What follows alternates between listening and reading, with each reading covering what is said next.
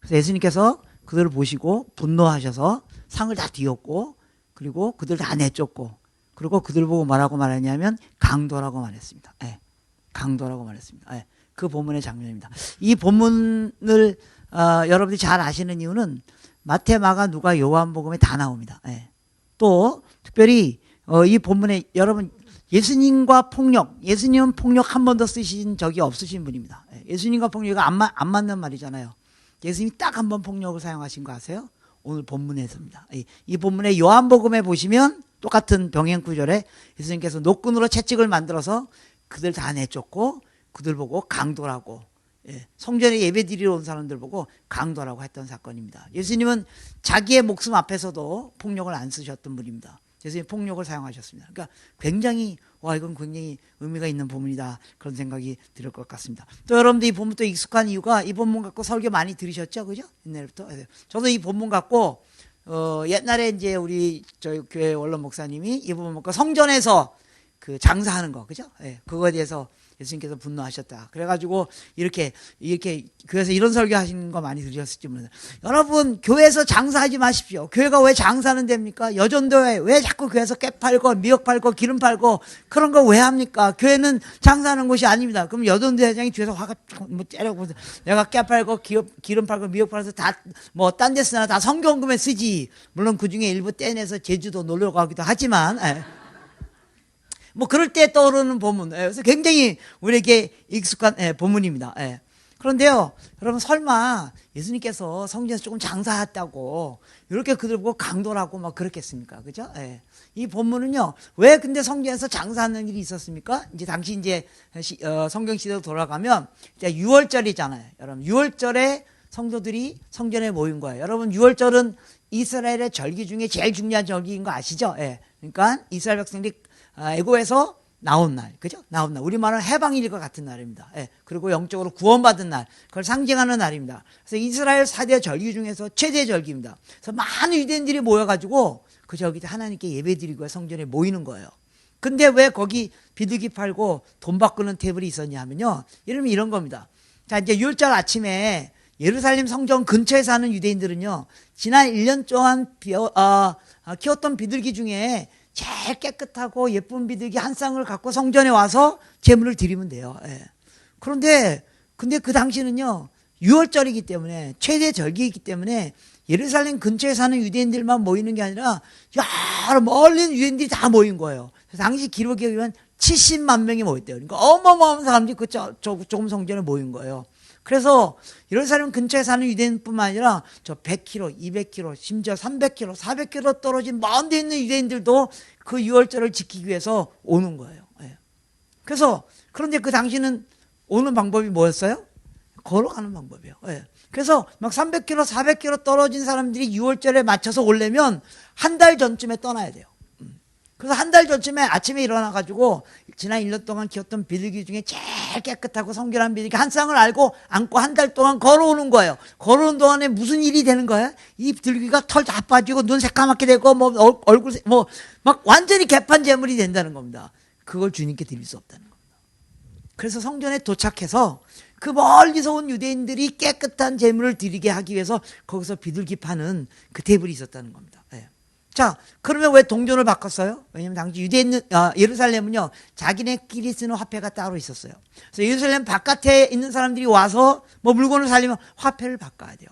그래서 그 사람들이 좋은 예물을 갖고 하나님께 예배 잘 드리게 하게 하는 걸 돕기 위해서 비둘기 파는 게 있었고 테이블이 있었다는 겁니다. 근데 예수님이 그들 보고 화를 내시고 상을 다 뒤엎고 그들 보고 강도라고 했습니다. 도대체 왜 그랬을까요?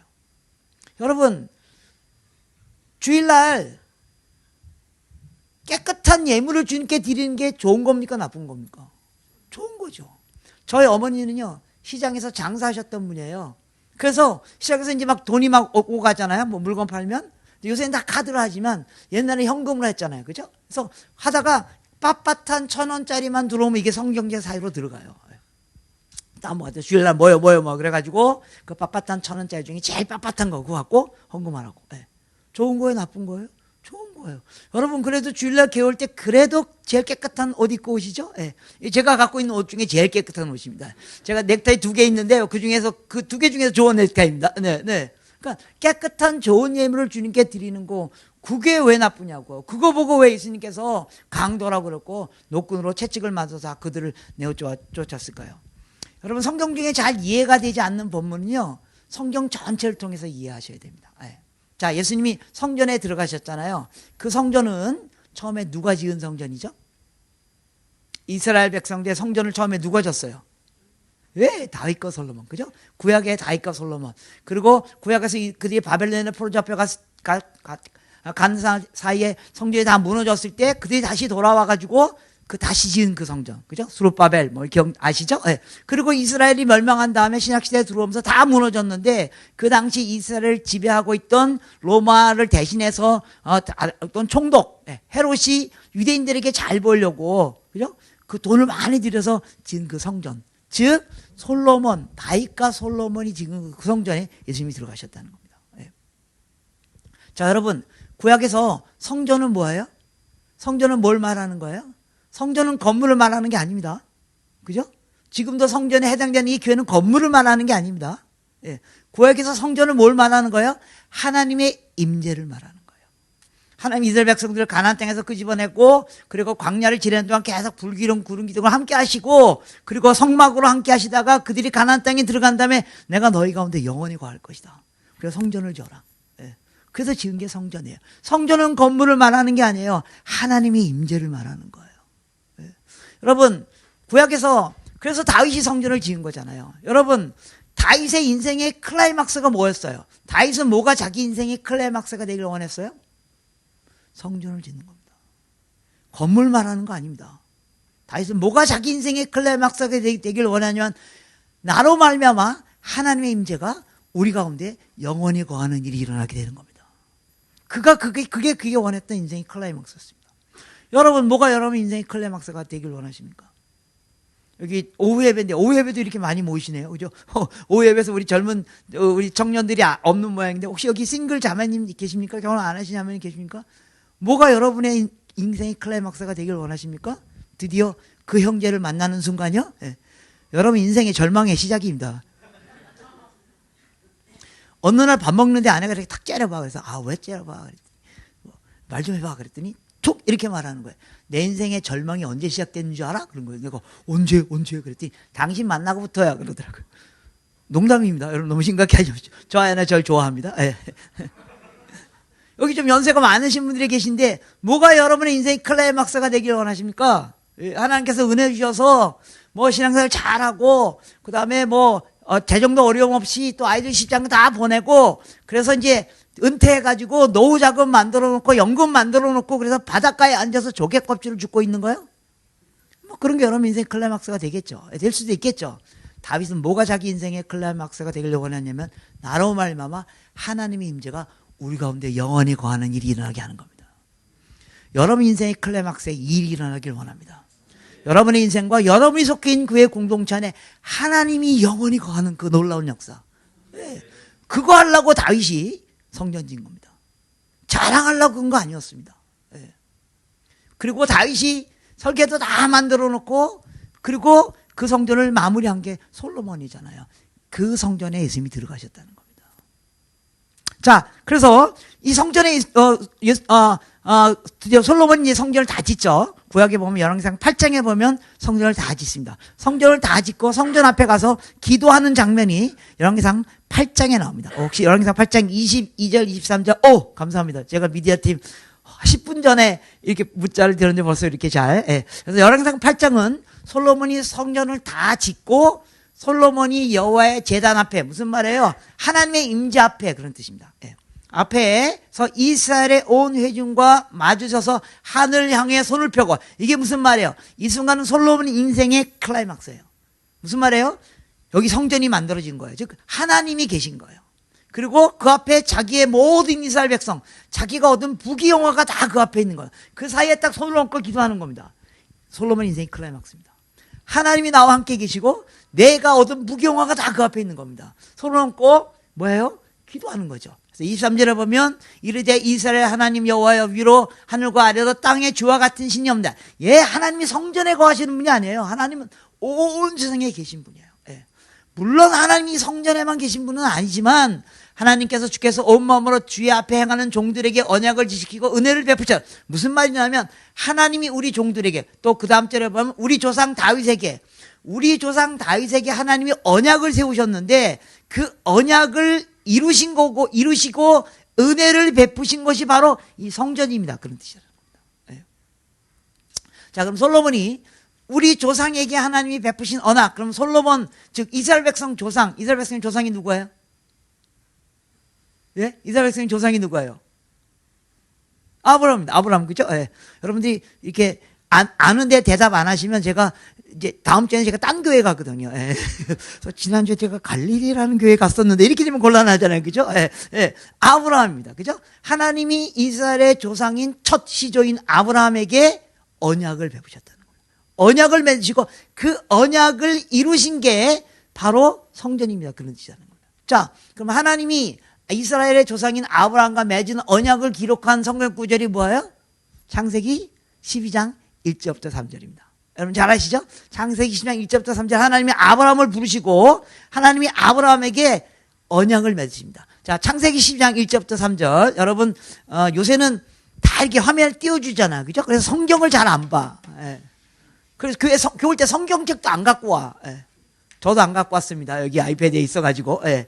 그러면 안 됩니다. 성경을 이렇게 눈으로, 여기 또 특별히 연세가 많으고, 요새 중학생, 고등학생 몰라도 성경을 이렇게 눈으로 읽으셔야 됩니다. 그죠? 자, 창세기 12장 1절부터 3절 한번 피세요. 성경 이렇게 피시고 한번 같이 읽으시면 좋겠습니다. 하나님이 아브라함에게 언약을 맺으시는 장면입니다. 창세기 12장 1절부터 3절입니다. 네. 자, 찾으셨습니까? 네, 찾으셨으면 같이 읽겠습니다. 창세기 12장 화면 보셔도 되고요. 창세기 12장 1절부터 3절 읽겠습니다. 시작. 여호와께서 아브라함에게 이르시되 너는 너의 본토 친척과 아비의 집을 떠나 내가 내게 지시할 땅으로 가라. 내가 너로 큰 민족을 이루고 내게 복을 주어 내 이름을 창대하게 하리니 너는 복이 될지니라.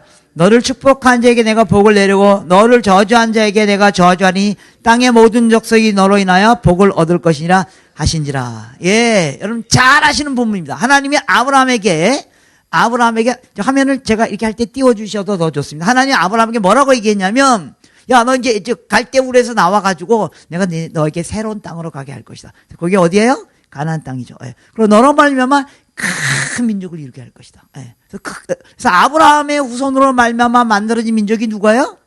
이스라엘 백성입니다. 예. 그리고 그리고 큰 민족을 이루고 그 다음에 내가 너에게 복을 주어 너의 이름을 창대하게 하리니 너는 복이 될지니라.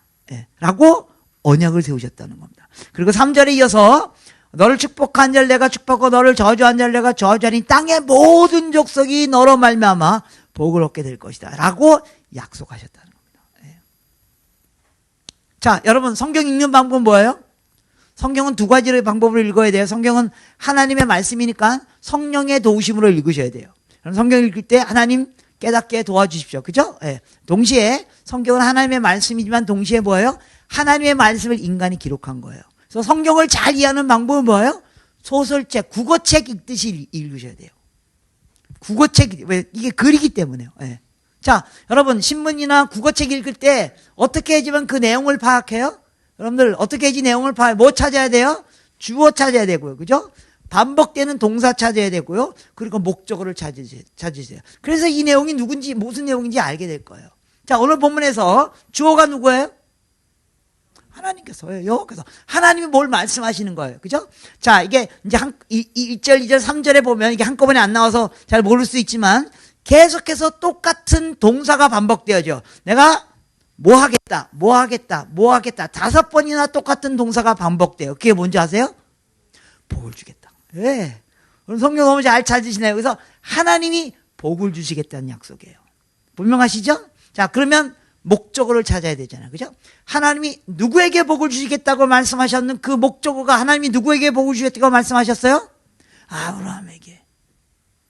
그래서 하나님이 아브라함에게 복을 주시겠다고 말씀하신 그 약속이 창세기 12장 1절부터 3절의 하나님의 약속입니다. 라고 범을 탁 잊고 우리가 즉각적으로 깨닫잖아요. 그게 우리 기독교의 비극입니다. 네. 하나님이 아브라함에게 복을 주겠다고 말씀하시지 않으셨습니다. 문장을 잘 보세요. 보세요. 내가 너로 큰 민족을 이루고 내게 복을 주어. 문장이 안 끝납니다. 내가 너를 복이 주겠다가 아니고 복을 주어입니다. 문장이 안 끝납니다. 내가 내 이름을 창대케 하겠다가 아니고 너는 하리니 창대케 하리니 너는 복이 될지니라. 근데 3절로 넘어가면요. 너를 축복한 자에게 내가 복을 내리고 너를 저주한 자를 내가 저주하니 땅의 모든 족속이 너로 말미암아 복을 얻을 것이라 하시니라. 그래서 목적어가 누구예요? 아브라함이 아니에요. 땅의 모든 족속이에요. 하나님이 땅의 모든 족속을 복을 줄 것이다. 이게 이 약속의 내용이에요. 이거 놓치면 기독교 놓치는 겁니다. 당연하죠. 여러분 당연하게 그걸 말이라고 합니까? 여러분들 말하시겠죠? 그런데도 이 문장 보고 여러분들이 뭐라고 읽는 줄 아세요? 하나님이 아브라함에게 복을 주셨습니다 라고 읽는다는 거예요. 이게 기독교의 비극입니다. 하나님은 아브라함을 구원하는 게 목표가 아니에요. 하나님 누굴 구원하는 게 목표예요? 모든 민족을. 너무나 당연하죠. 그런데요, 이 본문 읽고 하나님이 누구에게 복을 주시겠다고 말씀하셨습니까? 라고 하면 아브라함이요 라고 우리가 탁 말하는 우리의 심리가 뭔지 아세요? 우리가 아브라함과 같은 위치에 있다는 겁니다. 하나님이 아브라함을 복 주신 것처럼 오늘날 시대에 아브라함의 위치에 해당되는 우리 하나님의 백성, 예수 믿는 사람, 하나님이 예수 믿는 사람을 복 주실 겁니다. 하나님이 우리에게 복 주실 것입니다. 그리고 점을 찍는다는 겁니다. 오해하지 마세요. 하나님이 우리에게 복을 안 주시겠다는 말이 아니에요. 2절 보세요. 하나님이 아브라함에게 이르겠습니다. 내가 너에게 큰 민족으로 내게 복을 주옵니다. 문장이 안 끝납니다. 여러분 문장 끝까지 읽으셔야 합니다. 복을 준다고요. 근데 그게 아니고 내 이름을 창대케 하겠다고요. 근데 그게 끝이 아니고요. 정작 하나님이 아브라함에게 하신 약속의 내용이 뭐예요? 너는 복이 될지니라. 문장이 여기서 끝나는 거 아세요? 하나님이 아브라함, 오늘날 하나님이 하나님의 백성에게 하신 약속이 뭐냐면 복을 주겠다는 게 아니고 너가 복이 될 거라는 겁니다. 복이 될 거라는 말은 무슨 뜻이에요? 우리가 옛날 성경에 뭐예요? 복의 근원이 될 것이다. 복의 통로가 될 것이다. 하나님이 아브라함에게 하신 약속은 복을 받겠다는 뜻이 아니라 복을 안 받겠다는 말이야. 복을 받는다고요. 근데 그게 인생의 끝이 아니라고요. 복이 되는 게 인생의 끝이라고요. 복이 되는 게 목적. 복이 되게 하려고 복을 주는 거라고요. 이거 하려고 이거 하는데 우리는 이거만 하고 있어요. 여러분 성경 구절 많이 외우세요? 빨리 넘어가겠습니다. 네. 혹시 한 구절 외우면 외우는 성경 구절 뭐예요? 여러분 성경 한 구절 딱 외우고 있다 그럼 뭐예요? 할렐루야. 요한복음 3장. 우리 같이 한번 외워봅시다. 시작. 하나님이 세상을 이처럼 사랑하사 독생자를 주셨으니 이는 저를 믿는 자마다 멸망치 않고 영생을 얻게 하려 하십니다. 하나님이 누굴 사랑하셨다고요? 네, 제가 아무 얘기 안 하고요. 요한복음 3장 16절 읽읍시다. 그리고 하나님이 누굴 사랑하셨다고 그럼 저요, 우리요. 하나님은 저와 여러분을 사랑하신 게 아니에요. 하나님은 온 세상을 사랑하신 거예요. 이거 놓치면 기독교 놓치는 겁니다. 하나님은 온 세상을 사랑하셨고 그 가운데 하나님께 먼저 사랑을 받은 우리는 뭐가 목적이에요? 하나님께 사랑을 받는 것 정도가 목표가 아니고 그보다 더 큰 목표가 있다가 우리가 복의 통로가 되는 거예요. 그래서 누가 복을 받는다고요? 온 세상의 복을 받는다. 우리가 맨날 하나님은 온 세상의 주인입니다. 온 세상을 통치하시고 뭐 창조하시고 맨날 말은 그렇게 하죠. 실제는 우리는 어떻게 사는 줄 아세요? 세상에 하나님과 나만 존재하는 것처럼 사는 거 아세요? 뭐 보고 알아요? 우리 기도하는 거 보면 알아요. 기도가 다 하나님 우리 가족 하나님 내 손자 조금 더 교회 열심히 해서 하나님 우리 교회 하나님 우리 맨날 그렇게만 기도하는 거 아세요? 세상에는요 저와 여러분만 있는 게 아닙니다. 그래서 저는 복음 전할 때 예수 믿으면 복 받습니다. 그 말 하는 순간 기독교는 잘못 전달되는 겁니다.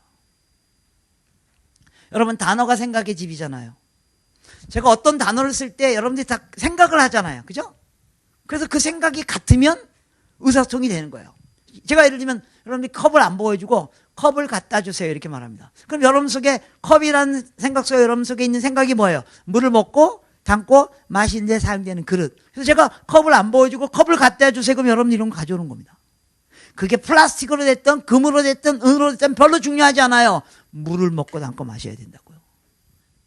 여러분 예수 안 믿는 사람들에게 예수 믿으면 복 받습니다라고 하는 순간 그들은 무슨 생각을 할까요?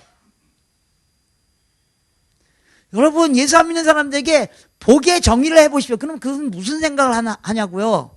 건강물질 축복입니다. 여기서부터 기독교가 잘못 전달되는 겁니다. 예수 믿으면 다 건강해져요? 예수 믿으면 다 부자 돼요? 물론 제 메시지 오해하지 마십시오. 하나님 우리 건강도 챙겨주시고 우리 물질도 챙겨주시고 다 챙겨주십니다. 그러나 예수 믿는다고 그거 되는 거, 복은 건강 물질 축복을 포함하지만 그것도 훨씬 더 큰 개념입니다. 성경에서 말하는 복은요 단순히 건강 물질 축복을 말하는 거 아니에요. 그것도 훨씬 더 큰 겁니다. 예를 들면 성경에서 말하는 복은 관계가 개선되는 겁니다. 하나님과 우리의 관계가 개선되어지고 우리가 이웃과의 관계가 개선되어지고 우리가 만물과의 관계가 개선되어 그런 걸 복이라고 말해요. 여러분 하나님과 우리가 무슨 사이였어요? 원래 원수 사이였던 거 아시죠? 우리가 죄를 졌기 때문에 우리는 하나님을 절대 만날 수가 없어요. 그런데 하나님이 우리하고 화해하려고 우리하고 관계를 개선하려고 어떻게 하셨어요? 하나님과 우리가 만날 수 없는 이유인 그 장벽 뭐야? 죄의 문제, 그 문제를 해결하시고요. 하나님이 예수 그리스도를 통하여 우리의 모든 죄를 예수께 뒤집어 씌우고 그리고 그 예수께서 우리를 위하여 대신 십자가에 죽으심으로 말미암아 하나님과 우리가 화평하게 됐다는 겁니다. 예수님 십자가에 돌아가실 때 회당에 장막이 위에서부터 아래로 찢어졌다 이런 말 히브리서에 나오는 거 아시죠? 하나님과 우리 사이에 큰 장벽이 있었다고요. 우리 하나님께 결코 갈 수 없어요. 예수님이 우리를 위하여 십자가에 죽으심으로 말 하나님과 우리 사이에 있는 장벽이 무너지고 우리가 하나님을 뭐라고 부르게 됐다고요? 아버지라고 부르게 됐다고요. 관계가 복은 관계가 개선되어 있는 겁니다. 하나님과 나와의 관계가 개선 또 이웃과의 관계가 개선되는 거예요. 여러분 예수 믿는 시간이 길어지면 길어질수록 여러분과 이웃과의 관계가 좋아져야 됩니다. 생각해 보세요. 지금 내가 복을 받고 있는 존재인지 아닌지 예수 믿은 지 오래되면 오래될수록 관계가 더 잘 나빠지는 거 아세요? 이상하죠? 만약 그렇다면 그건 복이 아닙니다. 아무리 좋은 음식 먹어도 관계가 나쁘면 그건 복이 아닙니다. 여러분 여기 형제님들 뭐 자매님들도 마찬가지겠지만 바쁠 때는 막 새벽에 나갔다 밤 12시에 들어오잖아요. 저도요 뭐 바쁠 때는 뭐 새벽 5시에 나갔다 맨날 밤 12시에 들어와요. 제가 한동안 한 3개월 동안 매일 아침 5시에 나갔다 밤 12시에 들어왔어요. 집에서 한 끼도 밥을 안 먹었어요. 어느 날 아침에 5시에 나가려고 딱 봤더니 아내가 한상 차려놓은 거예요. 뭐야 봤더니 아내가 제가 불쌍히 여겼는가 봐요. 매일 아침 5시에 나가는데 밥 한 끼 한 번도 못 먹고 그래서 밥 한 끼 먹이고 가려고 한상 차려. 그러니까 내 생각에 아내가 한 4시쯤 뭐 4시 반쯤 일어나서 준비했겠죠. 그러니까 아내가 너무 감사한 거예요.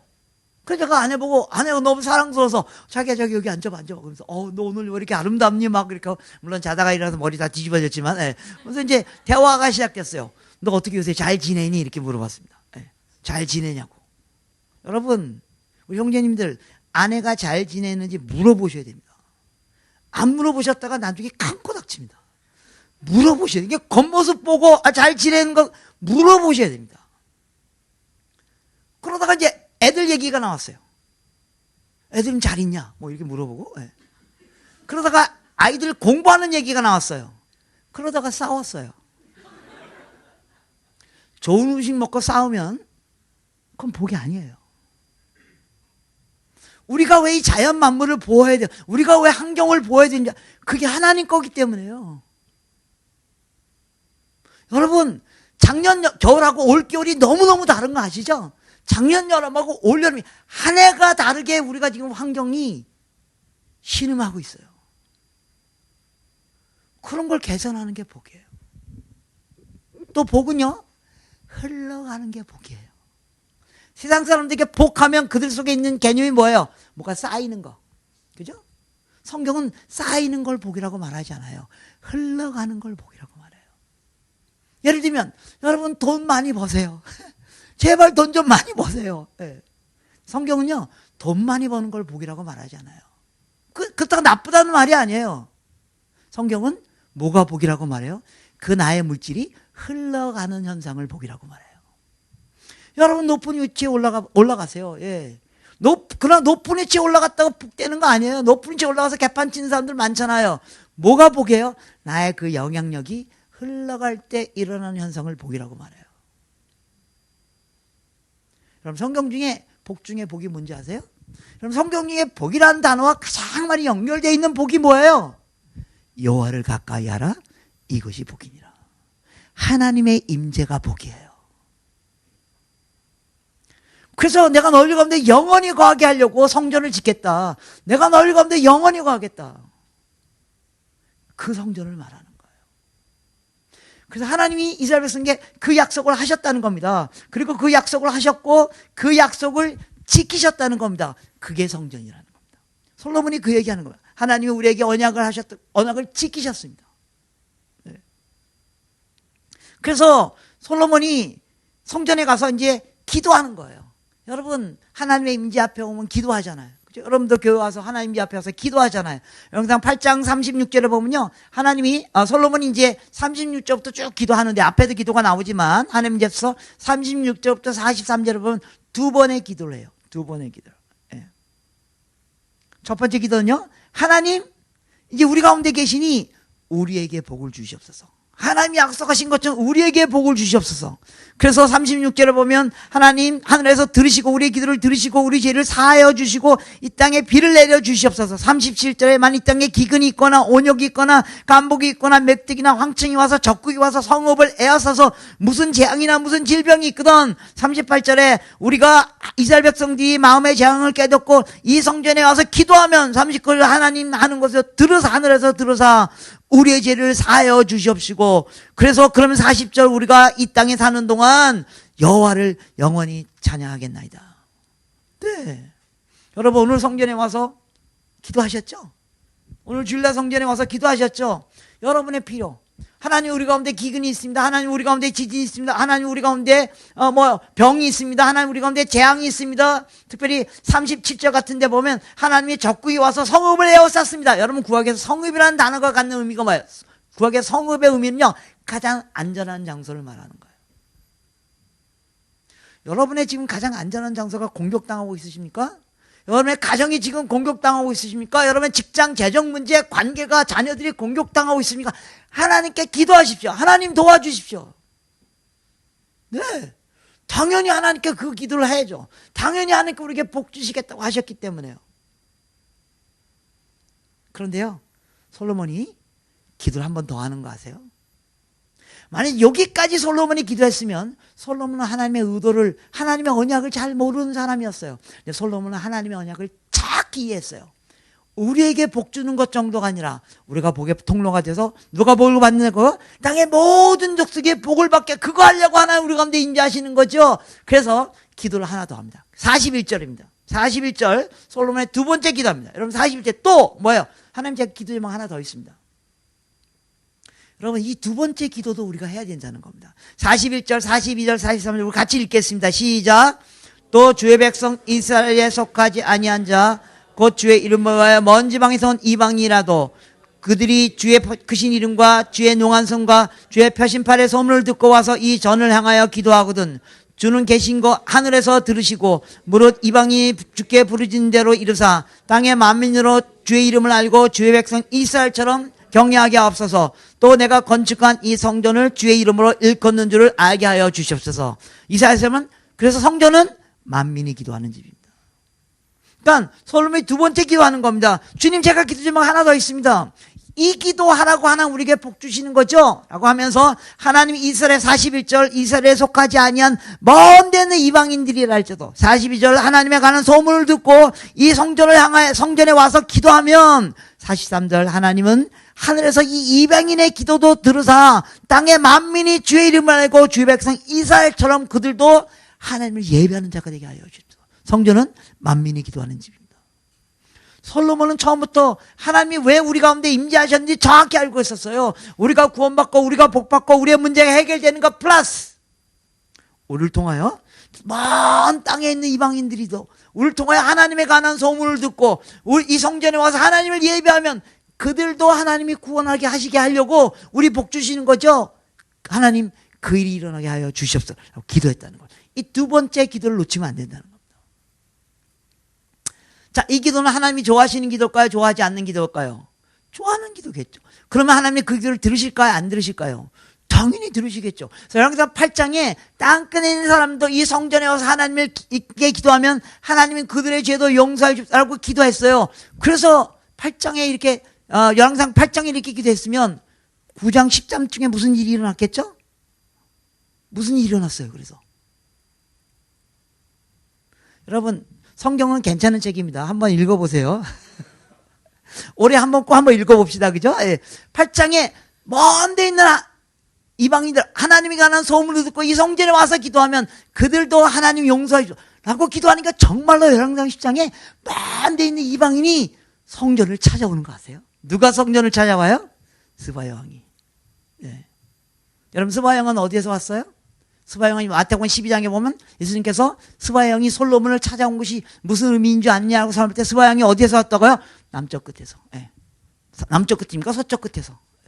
땅 끝에 있는 사람이 솔로몬이 기도한 거 똑같이 솔로몬이 뭐라고 기도했어요?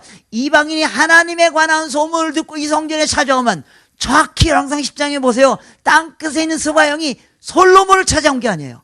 하나님에 관한 소문을 들었는데 그 소문의 내용이 솔로몬이 지혜가 대단하고 그 영광이 어마어마하다는 하나님에 관한 소문을 듣고 스바야 왕이 솔로몬을 찾아온 거예요. 솔로몬을 찾아서 솔로몬을 만나보고 얘기해보니까 그가 갖고 있는 지혜와 지식과 그 영광이 어마어마한 거예요. 그걸 보고 이 스바야 왕이 누굴 찬양했더라고요? 열왕기상 10장 8절에 여호와를 송축할지니라.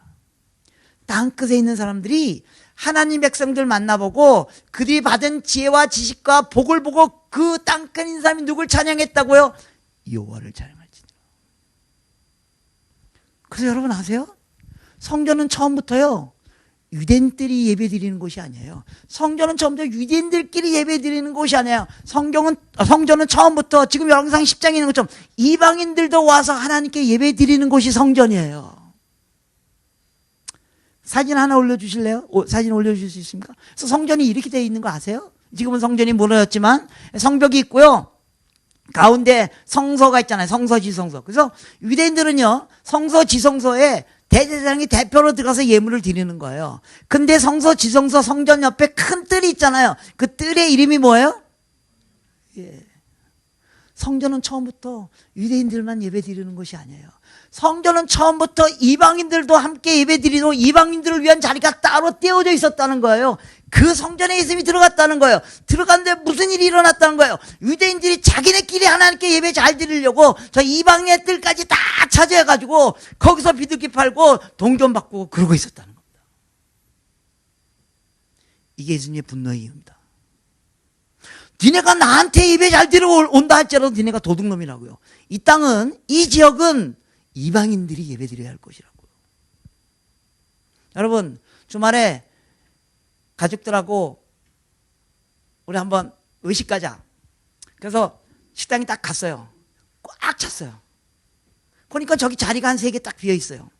저기 가서 앉아야 되겠다. 딱 가서 앉으려고 딱 보니 거기 뭐라고 써 있어요? 예. 앉아요? 못 앉아요? 못 앉습니다. 성전은 처음부터 이방인들을 와요. 따로 떼어놓은 게 있어야 돼요. 이거 이방인 거라고요. 이거 여러분들이 하나님께 예배 잘 드리기 위해서라도 그거 쓰면 선생님이 뭐라고 했어요? 도둑놈이라고요. 강도라고요.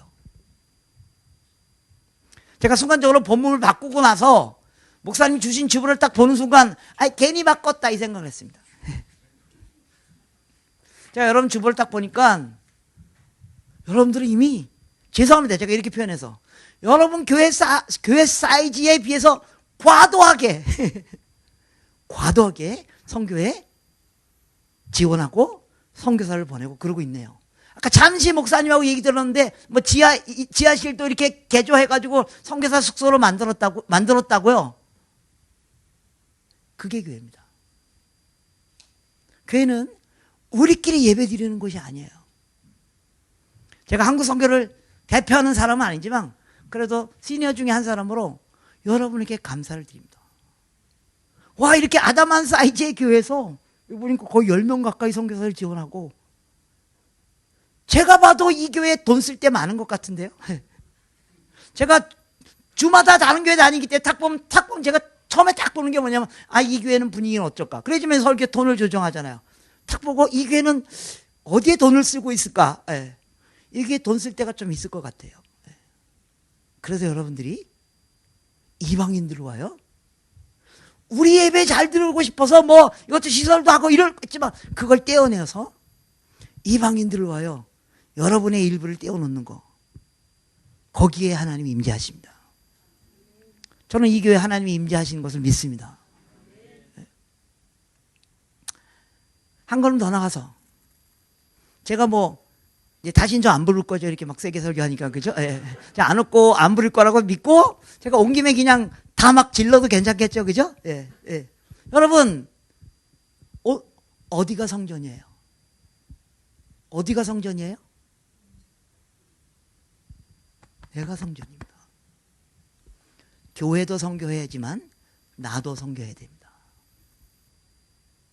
제가 여러분들에게 한 걸음 더 도전하고 싶은 것은 여러분의 교회가 성교하는 거에서 한 걸음 더 나가서 여러분도 성교하십시오. 여러분이 정말로 하나님의 임재에 하나님이 함께 하시는 인생이 되기를 원하십니까?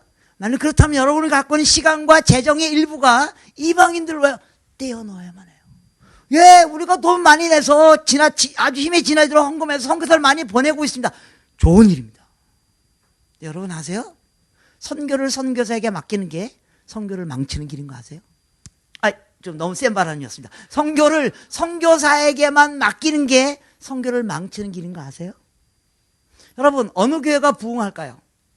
담임 목사님이 새벽 5시부터 밤 12시까지 막 정신없이 돌아다니고 열심히 전도하고 막 그래. 그 교회가 부흥할까요?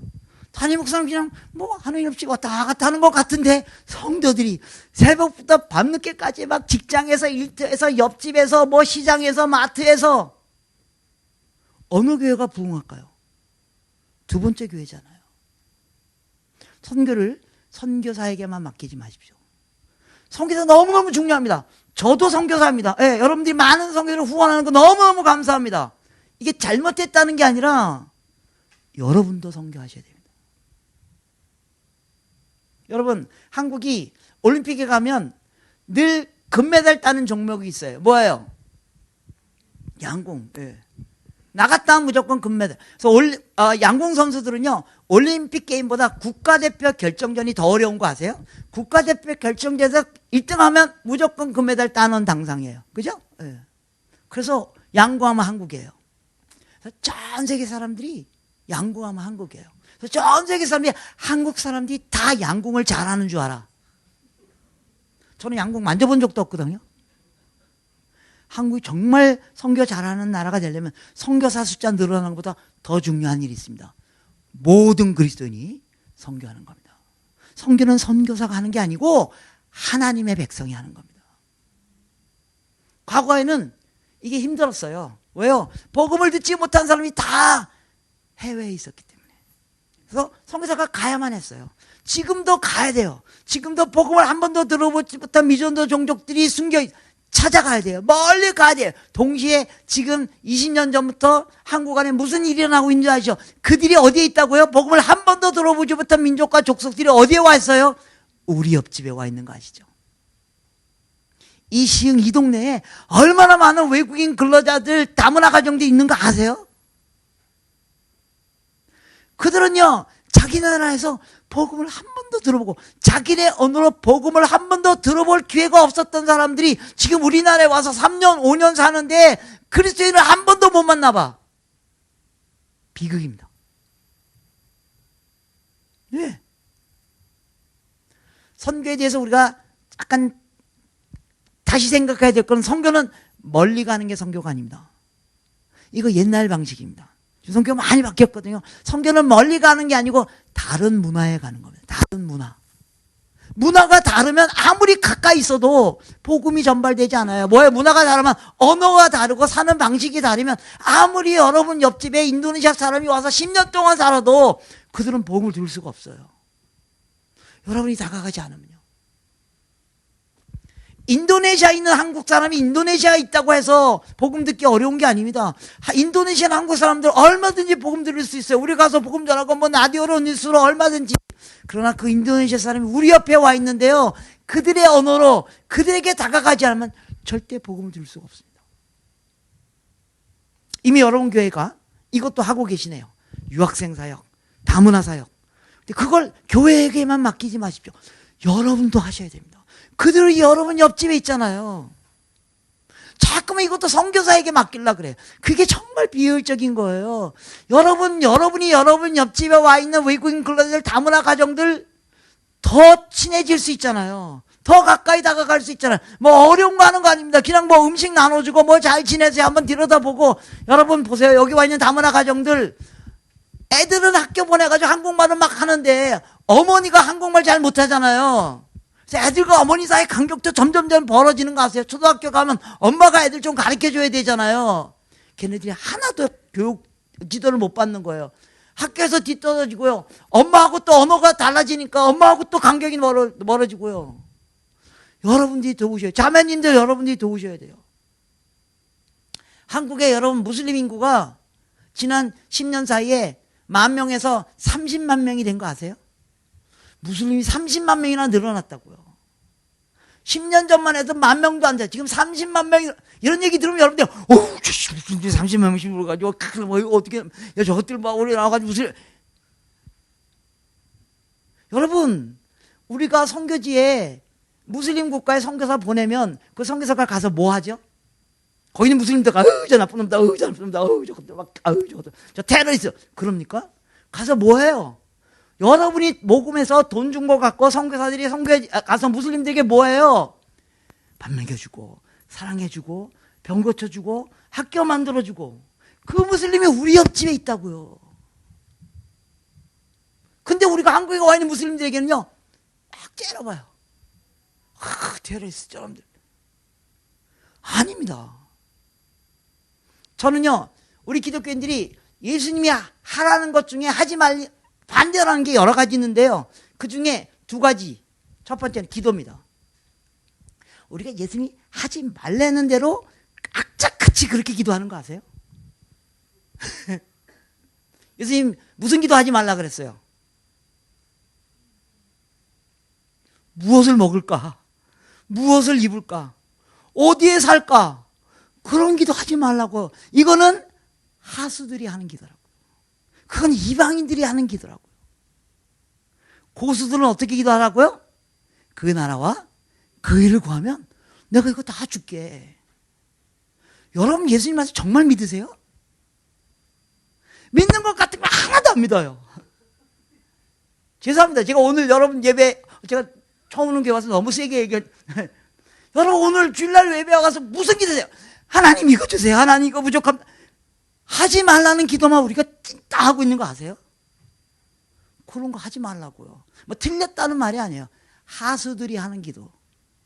우리 고수들이 하는 기도 해야 돼요. 그 나라와 그 일을 구하면 걱정하지 말라고. 또 예수님이 하라는 대로 하지 않는 게 뭔지 아세요? 예수님이 당시 종교 지도자들을 불러놓고 이랬어요. 너희가 이웃을 사랑하고 원수를 미워하라는 말을 들었으나 난 너에게 말하노니 원수를 사랑하라고요. 저는 여러분들을 사랑하지 않습니다. 농담입니다. 여러분 제 이웃이기 때문에요. 저는 무슬림을 사랑합니다. 제 원수이기 때문에요. 그래서 힘들다고요. 그래서 어렵다고요. 그래서 짜증난다고요. 그래서 주님이 그렇게 하라고 했기 때문에 하는 거예요. 원수 사랑했는데 원수 사랑하면 어떻게 해요? 뒤통수 맞잖아요. 그죠? 원수 사랑하는데 뒤통수 맞잖아요. 그럼 어떻게 해야 돼요? 성경에 원수가 네 뒤통수를 치면 어떻게 하라고 되어 있는데 제 성경에는 있거든요. 원수가 네 뒤통수를 치면 앞통수를 대라고요. 예수 믿으면 대로가 열리는 게 아니에요. 예수 믿으면 좁은 길 가는 겁니다. 얼마 전에 어느 도시에서 무슬림들이 많아졌어요. 그러니까 그들이 돈 모아가지고 땅을 샀어요. 모스크 지려고. 네, 종교적으로 볼 때는 좀 문제가 있죠. 그런데요, 그들 입장에서는 당연한 거예요. 왜요? 그들이, 무슬림들이 한국에 30만 명이 왜 왔어요? 우리가 오라 그래서 온 거예요. 여러분 착각하지 마세요. 그들이 우리 해코지를 하라고 온 게 아니고 우리가 노동자가 없어가지고 힘든 일, 더러운 일 없어서 대신 해달라고 온 거예요. 그들이 우리 때문에 온 거 아세요? 여기 장년들 많이 있는데요. 혹시 여러분들 저희 어머니도 올 초에 돌아가셨지만 작년에 병원에 있느라고 간병인부터 했어요. 여러분 이 지역에 간병인이 다 누군지 아시죠? 다 다문화 사람들이에요. 한국인들 아니에요. 지난 코로나 기간 동안에 농촌 지역에서 한 달에 300만 원 줘도 일꾼을 구할 수가 없었어요. 외국인 클럽이 안 오니까요.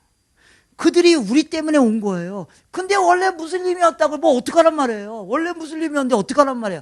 여러분 미국 가면, 여러분 미국 이민 가면, 미국에 일하러 가면 여러분 교회 안 가시겠어요? 너무나 당연한 거예요. 그들이 그들의 모스크를 만드는 건 너무나 당연한 일이에요. 우리가 그들이 와서 한국을 뭐 공격, 그거 염려할 게 아니라 그들을 예수 믿게 못하는 한국 교회가 문제예요. 그래서 그들이 땅 샀고 모스크 짓겠다고 막 그랬어요. 그러니까 마을 사람들이 막 반대했어요. 그래서 싸움이 붙었어요. 둘 다 똑같아, 둘 다 똑같아. 그러니까 정부가 그럼 좀 약간 외곽에 땅을 줄 테니 그쪽으로 가라. 무슬림이 안 된다고. 우리가 여기 샀으니까 우리가 여기 짓겠다고. 그러니까 마을 사람들이 그 무슬림 땅 집 지려고 하는 그 터에서 뭐 했어요? 돼지고기 구워 먹고 삼겹살 파티하고 무슬림이 제일 먹기 힘들어하는 거. 그 뒤에 교회가 있는 거 아세요? 여러분 싸울 때 먹는 거 갖고 싸우는 사람들이 치사한 사람들인 거 아세요? 싸우더라도 정당하게 하세요. 여기 와 있는 무슬림들 예수 믿게 해야죠. 얼마나 좋은 교회. 여러분들이 무슬림 지역에 가서 1년에 한 명 예수 믿게 하면 10년에 한 명 예수 믿게 하도 무지무지 잘하는 거 아세요? 이 무슬림이 예수 믿게 하는 게 너무 어려워요. 근데 그들이 우리 옆집에 있다고요. 우리 마을에 있다고요. 여러분 어떤 사람을 예수 믿게 하려고 그래요. 어떻게 해야 돼요? 제가 요 앞에 앉아 계신 자매님, 집사님, 자매님, 집사님, 제가 예수 믿게 하려고 그래요. 그럼 어떻게 해야 돼요? 잘해줘야죠. 자매님 너무 아름답습니다. 아까 찬양할 때, 전 너무 감동받았습니다. 잘해줘야죠. 도대체 우리 교회가 뭐 하는지 모르겠어요. 무슨 일, 나쁜 놈들, 죽일 놈들, 테러리스트. 그 말 한다고 그 사람들이 예수 믿습니까?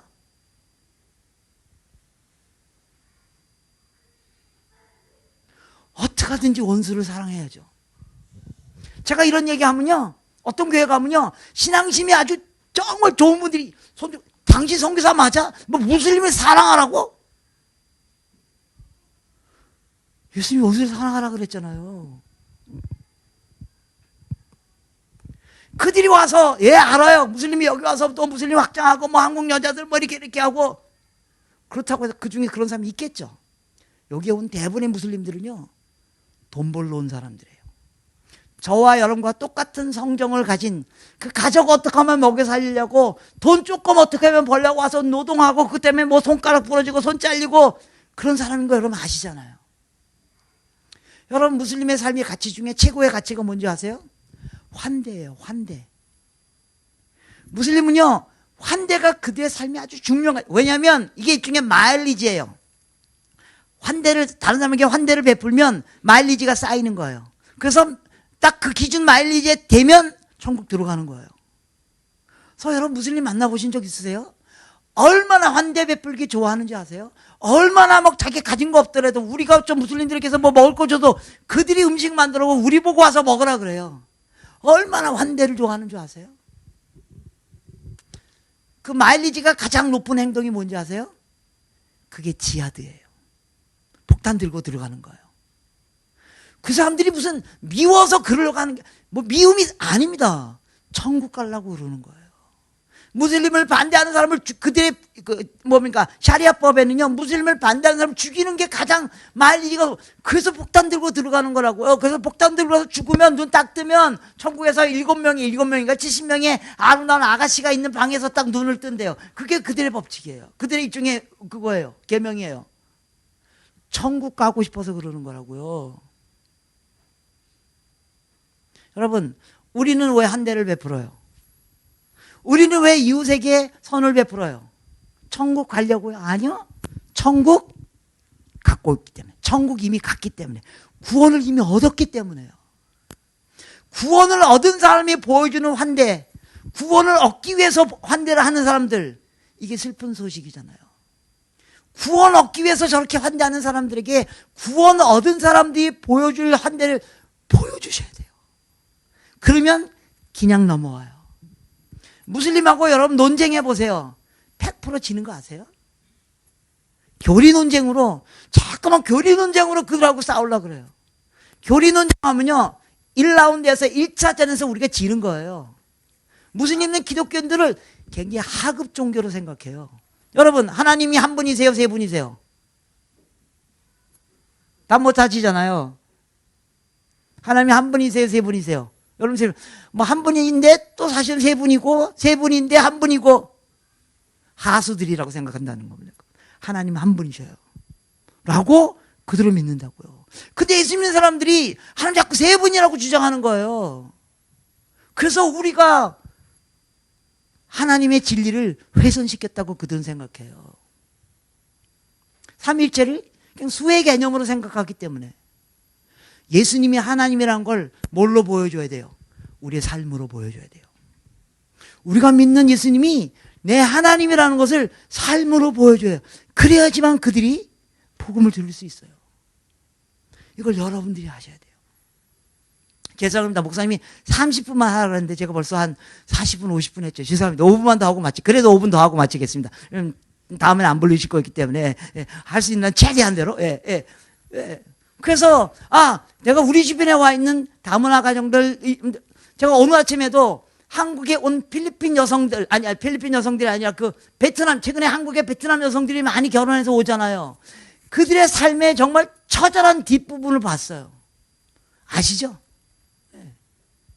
도와주셔야 돼요. 도와주셔야 돼요. 어려운 일 아니에요. 그냥 가서 삶을 나누시면 돼요. 뭐 먹을 것 좀 갖다 주시고 사랑을 베푸시면 돼요. 사랑을 베푸시면 돼요. 내가 한번 해봐야 되겠다. 사랑을 베푸고 해서 그 사람에게 딱 다가갔어요. 난 그 나라 말도 못하는데 걱정하지 마세요. 여러분들의 그 나라 말 솜씨보다 그들의 한국어 솜씨가 월등한 거 아세요? 여러분 그 나라 말, 베트남 말 안 해도 돼요. 한국말로 하셔도 돼요. 오늘 주일날 같은 날, 이 1호선 라인 아세요? 여러분 오늘 1호선 라인 타보셨어요? 1호선 라인 타면요 주말에 1호선 라인에 외국인 근로자들 어마어마하게 타는 거 아세요? 주말에 서울 시내 한번 구경하려고 다가가세요. 딱 보면 알잖아요. 행색을 보면 알잖아요. 특히 전철 이렇게 갈아타는데 이거 어디로 가려고 두리번 걸 보면 알잖아요. 다가가세요. 한국말로 어디 가세요? 도와드릴까요? 어느 전철역 가세요? 힘드시죠? 일하느라고 힘드시죠? 뭐 교회에서 뭐 이렇게 여러분들 교회에서 뭐 예배식 끝나고 뭐 이렇게 사탕 같은 거 나눠주세요. 그거 다 먹지 마시고 주머니에 한두 개 넣어가지고 이거 좀 드세요. 별거 아니에요. 그래서 한번 해봐야 되겠다. 딱 하려고 하다가 이렇게 해서 딱 하려고 하는데 눈이 딱 마주쳤어요. 그러면 어떻게 탁 피하죠. 왜? 두려워서요. 여러분 여기가 한국이에요. 한국. 한국에서 한국 사람하고 외국 사람하고 눈 마주쳤어요. 누가 두려워요? 여러분, 이 사람들 막 뭐 얼굴도 다르고 막 뭐 여러 가지 막 뭐 너무 이렇게 막 같이 다니는데 어떤 사람 까만 사람, 하얀 사람, 멀기 흰 사람 뭐 너무너무 다르다 그래서 막 너무 다르서 두렵다. 여러분, 우리는 이렇게 똑같아야 되잖아요. 그죠? 외국 사람들이요. 한국에 와서 제일 두려워하는 게 뭔지 아세요? 똑같다는 거예요. 특히 이런 겨울에 똑같이 까만 패딩 마치 전철에 펭귄 수백 마리가 쫙쫙쫙쫙 가는 것 같아. 너무너무 무섭대요. 다가가셔야 돼요. 네. 어려운 일 아니에요. 이제 여러분이 교회 차원에서 힘에 지나치도록, 예, 너무 많이 하시는 것 같아요. 힘에 지나치도록 너무너무 감사해요. 이제 여러분도 선교하셔야 돼요. 어려운 일 아니에요. 어려운 일 아니에요. 여러분의 신앙사역 중에 가장 무기가 뭐예요? 여러분 신앙사역의 무기가 뭐예요? 여러분 뭐 갖고 신앙사역이에요? 말씀과 기도잖아요. 그죠? 여러분 가장 강력한 선교사역이 뭔지 아세요? 기도하는 일이에요. 여러분 이런 말 들으셨죠? 내가 일하면 그냥 내가 일하는 거지만 내가 기도하면 누가 일하신다고요? 하나님이 일하십니다. 여러분이 선교하는 것보다 하나님이 선교하게 하시는 방법이 기도하는 일입니다. 저는 아침에 일어나서 저는 한국에서 지금 이제 교회에 다니면서 선교를 알리는 동원 사역을 하고 있기 때문에 지금 현장에 안 있고 한국에 와 있습니다. 제가 아침에 일어나서 제일 먼저 하는 일이 뭔지 아세요? 저는 아침에 아무 일도 안 합니다. 뭐 화장지도 가기 전에 뭐 성경도 피기 전에 뭐 세수도 하기 전에 아침도 먹기 제일 먼저 하는 게 뭔지 아십니까? 매일매일 한민족을 위해서 기도하는 기도 어플이 있습니다. 예. 여러분 뭐 핸드폰에 보면 다 나와요. 그냥 세계 기도 정보 이렇게 하면요 다 나와요. 매일 하루에 한민족씩을 위해서 기도하게 나와 있습니다. 예. 저는 하루에 한민족씩을 위해 기도합니다. 예. 여러분 제가 기도하면 하나님이 일하신다고요. 저는요 아침에 일어나서 우리 집에 119를 불러야 하는 상황이 와도 저는 한민족을 위한 기도 먼저 하고 119를 부릅니다. 뻥입니다. 당연히 119 먼저 부르겠죠. 그날 뭐 기도 안 하겠죠. 그럼 제가 그런 마음으로 산다는 겁니다. 여러분 어떤 사람에게 사랑받는 방법이 뭔지 아세요? 그 사람이 좋아하는 거 해주면 돼요. 제가 저희 아내한테 사랑받는 방법이 뭔지 아세요? 저희 아내는요 요리를 무지 잘해요. 그래서 뚝딱 하면 맛있는 음식이 나와요. 그런데 뭐냐면 우리 아내는 조그매요. 그 손도 요만해요. 손이 초등학교 한 5학년 정도 사이즈밖에 안 돼요. 그래서 요리는 막 하는데 설거지 너무 힘들어요. 큰 그릇이 못 씻어요.